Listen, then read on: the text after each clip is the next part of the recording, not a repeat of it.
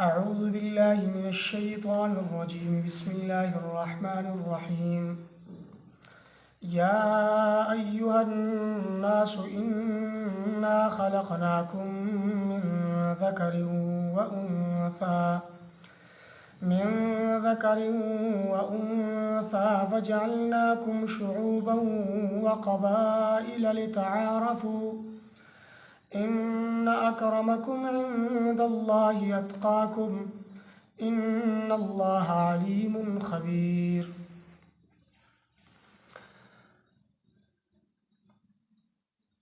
اس آیت مبارکہ میں اللہ تبارک و تعالی انسانیت کے ایک اعلیٰ درجے پر، اعلیٰ مرتبے پر ہونے کا دار و مدار بیان فرماتے ہیں، جس کے ضمن میں انسانیت کو ایک تعلیم یہ دی جاتی ہے کہ کسی انسان کو اپنے نسب، اپنے حسب پر فخر نہیں کرنی چاہیے، اپنے قوم اور قبیلے اور ذات پر فخر نہیں کرنی چاہیے کہ میرا قوم، میرا قبیلہ اور میری ذات وہ اعلیٰ قسم کے ہیں۔ حالانکہ اللہ تبارک و تعالی نے انسان کو ایک ہی مرد اور ایک ہی عورت، یعنی ایک جوڑے سے مرد و عورت آدم علیہ السلام اور حوا علیہ السلام سے اللہ نے پیدا فرمایا ہے۔ آدم علیہ السلام کی تخلیق اللہ تبارک و تعالی نے مٹی سے کی، کہ آدم علیہ السلام کو مٹی سے پیدا فرمایا، جیسے فرمایا خلق الانسان من صلصال کالفخار، اور اسی طرح دوسری جگہ میں طین کے الفاظ بھی آتے ہیں، من حمأ مسنون کے الفاظ بھی آتے ہیں کہ اللہ نے انسان کو مٹی سے پیدا کیا، وہ مٹی کہ جو ٹیکری کی طرح بن چکی تھی۔ اب اسی انسان کو اپنے حسب، اپنے نسب پر فخر کیوں کرنی چاہیے کہ جس کو اللہ نے مٹی سے پیدا کیا، پھر ایک ہی جوڑے سے اللہ نے ان کی نسل کو آباد کیا، ان کے نسل کو چلایا، تو پھر فخر کرنے کی ضرورت نہیں۔ اور یہ جو قبائل ہیں اور ذاتیں ہیں، ان کے متعلق اللہ نے اسی آیت میں فرمایا ہے کہ یہ لتعارفوا، تاکہ تم ایک دوسرے کا تعارف حاصل کرو، ایک دوسرے کو پہچانو، صلہ رحمی قائم رکھو، اپنے قرابت والوں رشتہ داروں کا خیال رکھو، اور اسی طرح ایک دوسرے کی پہچان تمہیں ہو جائے۔ تو اس آیت مبارکہ میں انسان کے قبائل اور ذاتوں کا ذکر تعارف کے لیے فرمایا، اور پھر فرمایا ان اکرمکم عند اللہ اتقاکم، تم میں سے اللہ کے ہاں معزز مکرم وہ ہے کہ جو زیادہ پرہیزگار ہے، متقی ہے۔ جس طرح ایک حدیث میں بھی آتا ہے کہ کسی عربی کو عجمی پر، عجمی کو عربی پر، کالے کو گورے پر، گورے کو کالے پر کوئی فضیلت حاصل نہیں الا بالتقوی، مگر جو متقی ہے، پرہیزگار ہے، خواہ عربی ہے، خواہ وہ عجمی ہے، خواہ وہ کالے رنگ کا ہے، خواہ سیاہ رنگ کا ہے۔ صحابہ کی زندگی میں دیکھیے، حضور کے زمانے میں سلمان فارسی رضی اللہ تعالیٰ عنہ غلام ہیں، ایک مالک سے دوسرے اس طرح تبدیل ہوتے گئے مدینہ پہنچے، ایمان لے آئے۔ اللہ نے ان کو بہت ہی بڑا اعزاز، بہت ہی بڑا مرتبہ عطا فرمایا۔ بلال حبشی کو دیکھیے، جو حبش کا رہنے والا ہے، وہ بھی غلام ہے، کالے رنگ کا ہے، رنگ میں کوئی خوبصورتی نہیں، کالے رنگ کا بلال ہے، لیکن حضور کے سفر اور حضر میں مؤذن رہے۔ اور حضور نے بلال کو فرمایا کہ بلال، میں جب معراج کی رات آسمانوں پر گیا تو جنت میں تیرے پاؤں کی آہٹ میں نے سنی، تیرے پاؤں کی آواز، تو زمین پر چلتا ہے لیکن تیرے پاؤں کی آواز جنت سے میں نے سنی، تو کیا عمل کرتا ہے؟ بلال نے عرض کیا، یا رسول اللہ، میرا تو کوئی اس طرح زیادہ اور بڑا عمل نہیں ہے، بہرحال وضو کرنے کے بعد 2 رکعت پڑھ لیتا ہوں، اذان دینے کے بعد 2 رکعت نفل پڑھ لیتا ہوں۔ تو دیکھیے بلال حبشی، وہ حبشی ہے، کالے رنگ کے ہے، لیکن اللہ نے جو فضیلت اور جو مقام اور مرتبہ عطا فرمایا تقوی پر، جس میں تقوی اور پرہیزگاری تھی، اللہ نے مقام اور مرتبہ عطا فرمایا۔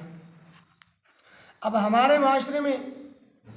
سب سے پہلے تو مال والے کو عزت دی جاتی ہے، مالدار آدمی کو، کسی کے پاس مال ہے تو بس اس کو عزت دی جاتی ہے، اس کو مقام دیا جاتا ہے، اور اسی کی مطلب چاپلوسی کی جاتی ہے، اور لوگ اسی کے سامنے ہی جھکاؤ شروع کر لیتے ہیں، اور اس کو اپنا ایک پیر بنا لیتے ہیں، بڑا بنا لیتے ہیں، روزانہ اس کے ہاں حاضری دیتے ہیں، کہتے ہیں کہ سلام کرنے کے لیے حاضر ہوا، کیونکہ اس کے پاس ہے مال اور دولت۔ اسی طرح ہمارے ہاں کسی عہدے والوں کو، دنیاوی عہدوں والوں کو مقام اور مرتبہ دیا جاتا ہے کہ اس کے پاس عہدہ ہے، کسی جگہ کام آ جائے گا، میری ضرورت پوری کر لے گا، حالانکہ ضرورتوں کو پورے کرنے والی ذات اللہ رب العزت کی ہے، یہ تو مخلوق ہے، عاجز ہے، کمزور ہے، جو خود محتاج ہے وہ میری تیری ضرورت کیسی پوری کر سکتا ہے؟ جو خود اپنی حاجت اور ضرورت پوری نہیں کر سکتا، کسی اور کی حاجت اور ضرورت کیسے پوری کر سکتا ہے؟ اور یا کوئی اور وجوہات ہوتے ہیں جس کی وجہ سے اس آدمی کو مقام دیا جاتا ہے، مرتبہ دیا جاتا ہے دنیا کے اعتبار سے، اور اگر کسی کے پاس مال نہ ہو اس کو حقیر سمجھا جاتا ہے، کسی کے پاس عہدہ نہ ہو اس کو حقیر سمجھا جاتا ہے، اس کو دھکے دیے جاتے ہیں۔ حالانکہ حدیث میں آتا ہے، حضور صلی اللہ علیہ وسلم صحابہ کی مجلس میں بیٹھے ہوئے تھے، سامنے سے ایک آدمی گزرا، حضور نے پوچھا کہ تمہارا کیا خیال ہے اس آدمی کے بارے میں، کیسا ہے؟ صحابہ نے عرض کیا، یا رسول اللہ، غریب آدمی ہے، مال اور دولت کوئی نہیں، اگر کسی کی سفارش کرے تو سفارش قبول نہیں کی جاتی، اگر کوئی بات کرے تو بات نہیں سنی جاتی، اگر نکاح کا پیغام بھیجے تو نکاح کا پیغام قبول نہیں کیا جاتا۔ حضور خاموش ہوئی، تھوڑی دیر بعد دوسرے آدمی گزرے، حضور نے پوچھا اس کے بارے میں کیا خیال ہے؟ عرض کیا، یا رسول اللہ، یہ تو صاحب استطاعت ہے، اس کی تو سفارش بھی قبول کی جاتی ہے، بات بھی غور سے سنی جاتی ہے، اگر کسی جگہ نکاح کا پیغام بھیج دے تو فوراً قبول کیا جائے گا۔ حضور نے فرمایا اگر اس سے دنیا بھر جائے تو اس دنیا بھرے ہوئے اس جیسے لوگوں سے وہ پہلے گزرا ہوا غریب آدمی کے جس کی بات لوگ نہیں سنتے، جس کو لوگ دھیان نہیں دیتے، سفارش اس کی قبول نہیں کرتے اور اس کا نکاح کا پیغام قبول نہیں کرتے، وہ ایک آدمی اس پوری دنیا کے لوگوں سے بہتر ہے کہ جو بعد میں گزرنے والا تھا۔ اس طرح کی اگر پوری دنیا بھر جائے تو اس سے پہلے والا وہ ایک آدمی بہتر ہے، کیوں کہ اس میں تقوی اور پرہیزگاری تھی، متقی اور پرہیزگار تھا، اور انسان کے جو مراتب ہیں، درجات ہیں، وہ بھی تقوی اور پرہیزگاری اعمال سے بنتے ہیں، اخلاص سے بنتے ہیں۔ ایسے نہیں کہ کوئی بڑے شان اور شوکت والا ہے، اس کے پاس مال ہے، اس کے پاس گاڑی ہے، اس کے پاس عہدہ ہے، اور اس کی بات سنی جاتی ہے، اس کی سفارش قبول کی جاتی ہے، وغیرہ وغیرہ، تو اس آدمی کو دنیا کے اعتبار سے لوگ اگر بڑا سمجھیں گے تو یہ ایک الگ بات ہے، لیکن آخرت کے اعتبار سے اور دین کے اعتبار سے اللہ کے ہاں معزز، مکرم، متقی اور پرہیزگار ہے۔ اور اس کے ساتھ ساتھ ہمارے معاشرے میں ایک دوسری بڑی لعنت کیا ہے کہ ایک کمزور پیشے والے لوگوں کو بھی حقیر سمجھا جاتا ہے۔ حالانکہ ایک آدمی ہے، وہ بڑا بزنس مین ہے، بڑا اس کا کاروبار ہے، حرام کا کاروبار کرتا ہے، سود کی کمائی کرتا ہے، اور سودی کاروبار ہے، لوگ اس کو بڑی اچھی خاصی اس کو مرتبے دیتے ہیں، مقام دیتے ہیں، حالانکہ کاروبار حرام کا ہے، ناجائز کا ہے۔ اور اسی طرح اگر اس کے مقابلے میں کوئی غریب ہے، کوئی کمزور آدمی ہے، اور وہ جائز کمائی کرتا ہے، جائز کمائی، کہیں پر لوگ مطلب لوہار ہے، حجام ہے، جائز کمائی جو کرتے ہیں، جائز طریقے سے کماتے ہیں، اس کو کم نظری سے دیکھتے ہیں، اس کو حقیر سمجھتے ہیں، اور اس مالدار کو کہ جو حرام کی کمائی کرتا ہے، حرام طریقے سے کماتا ہے، اس کو بڑا ہی مقام دیتے ہیں اور بڑا ہی اس کو مرتبہ دیتے ہیں، اور اسی کو ہی مقام اور مرتبے دیتے ہیں۔ اور ان کمزور لوگوں کو جو حلال کی کمائی کرتے ہیں، جیسے حدیث میں آتا ہے الکاسب حبیب اللہ، حلال کمانے والا اللہ کا دوست ہے، ان کو حقارت کی نگاہ سے دیکھتا ہے، حقیر سمجھتا ہے، اور حرام خوروں کو، حرام کمانے والوں کو بہت ہی اچھی نگاہ سے دیکھتا ہے اور ان کو مرتبہ دیتا ہے۔ حالانکہ انسان کے اچھے ہونے اور برے ہونے کا دار و مدار جو ہے وہ تقوی پر ہے۔ انسان کا حسب اور نسب، قوم، قبیلہ، ایک ہی بھی لعنت ہے کہ قبیلے کے اعتبار سے، قوم کے اعتبار سے اگر وہ معاشرے میں کمزور سمجھا جائے تو پھر اس کو کوئی مقام اور مرتبہ نہیں دیا جاتا، اس کو حقارت کی نگاہ سے دیکھا جاتا ہے۔ حالانکہ شریعت ہمیں یہ درس نہیں دیتا، شریعت ہمیں یہ تعلیم نہیں دیتی۔ شریعت جو ہمیں سکھاتا ہے وہ ہے کہ انسان کو انسانوں کی نگاہ سے دیکھنا، انسان کو انسانیت کا مرتبہ دینا، پھر انسانوں میں مسلمانوں کو مسلمانوں کا درجہ اور مرتبہ دینا، مسلمان اور کافر کو بھی برابر کرنے سے شریعت منع کرتی ہے۔ ہاں، شریعت ہمیں کافروں کے حقوق بھی بتاتے ہیں کہ کافروں کی بھی حقوق ہے، کافروں کا بھی حق ہے، ان کے حقوق بھی ادا کیے جائیں، لیکن مسلمانوں کا مرتبہ بہت ہی اعلیٰ ہے، مسلمانوں کا درجہ بہت ہی اعلیٰ ہے۔ پھر مسلمانوں میں شریعت ہمیں یہ درس دیتا ہے کہ کسی کو حقارت کی نگاہ سے نہ دیکھا جائے، کسی کو کم نظری سے نہ دیکھا جائے۔ دیکھیے آپ، جس طرح مشرکین مکہ، وہ بڑے سردار تھے مکے کے، انہوں نے پیغام بھیجا حضور کے ہاں کہ حضور ہم آپ کی مجلس میں آتے ہیں، لیکن شرط یہ ہے کہ آپ کے پاس جو صحابہ بیٹھے ہوئے ہیں، پھٹے پرانے کپڑوں والے، یہ غلام لوگوں کے آزاد کردہ، ان کے پاس مال دولت نہیں، ان کا گھر نہیں، کاروبار نہیں، جب ہم آپ کی مجلس میں حاضری دیں گے تو ان کو آپ اٹھا دیں گے، ہم ان کے ساتھ بیٹھنے کو برداشت نہیں کر سکتے، کیونکہ یہ غریب غربا ہیں، فقراء ہیں، اور ہم تو وڈیرے ہیں، ہم تو عہدیدار ہیں اور مکے کے سردار ہیں، لہٰذا ہمیں ایک الگ وقت دیجئے جس وقت یہ غریب غربا تیری مجلس میں نہ ہوں۔ حضور تیار ہوئے کہ چلے ایمان لے آئیں گے، اور صحابہ تو میرے دوست ہیں، میرے ساتھی ہیں، صحابہ مان لیں گے، صحابہ تو اس بات کو برا نہیں سمجھیں گے اور یہ بات ان کو بری نہیں لگے گی۔ لہٰذا جس وقت مشرکین مکہ آئیں گے تو صحابہ کو میں اٹھا دوں گا، وہ آ جائے، ان کی مجلس لگ جائے گی، ان کی نشست ہوگی، اس کے بعد صحابہ کی نشست ہوگی۔ انہوں نے حضور کے ہاں پیغام بھیجا کہ ہمیں لکھ کر دیجیے کہ جب ہم ہوں گے تو یہ لوگ نہیں ہوں گے۔ حضور نے کہا لکھ کر دے دوں گا۔ اللہ تبارک و تعالیٰ نے وحی بھیجی، قرآن کریم میں آیت مبارکہ ہے کہ میرے محبوب صلی اللہ علیہ وسلم یہ صحابہ جن کو مشرکین مکہ حقارت کی نظر سے دیکھتے ہیں، یہ تیری مجلس سے نہیں اٹھ سکتے، یہ تیرے مجلس ہی میں رہیں گے۔ اگر ان کے ساتھ کوئی بیٹھنا چاہے تو آ جائے، بیٹھ جائے، اور اگر ان کے ساتھ کوئی بیٹھنا نہیں چاہتا تو اس بندے کی ایمان